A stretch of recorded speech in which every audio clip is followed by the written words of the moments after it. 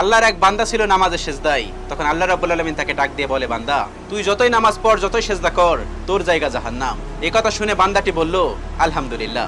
আল্লাহ তখন বলে, এই বান্দা, জাহান্নামের কথা শুনে কেউ আলহামদুলিল্লাহ কয়? বান্দা তখন বলে, আল্লাহ, জাহান্নামের মালিকও তুমি, জান্নাতের মালিকও তুমি। তুমি আল্লাহ খুশি হয়ে যদি আমাকে জাহান্নামও দাও, তাও আমার আপত্তি করার কোনো অধিকার নেই। আল্লাহ তখন বলেন, বান্দা, জাহান্নামে গেলে তুই পুড়ে যাবি, তোর খুব কষ্ট হবে। বান্দা তখন বলতেছে, আল্লাহ, কষ্ট শুধু আমার হবে না, তোমারও হবে। আল্লাহ তখন বলতেছে, বান্দা, তুই পুড়বি জাহান্নামের আগুনে, আমার কষ্ট হবে কেন? বান্দা তখন বলে, আল্লাহ, কোনো মায়ের কোল থেকে যদি কোনো বাচ্চা পানিতে পড়ে যায়, তাহলে কোনো মাই দূরে দাঁড়িয়ে থাকতে পারে না, দৌড়ে গিয়ে বাচ্চাকে কোলে নেয়। আমার বিশ্বাস ওই মায়ের সে কোটি কোটি গুণ দয়া তোমার বেশি। আমাকে জাহান্নাম দিলে তুমিও আল্লাহ শান্তি পাবে না। আল্লাহ তখন বলে, বান্দা, এই দলিল তুই কই পাইলি?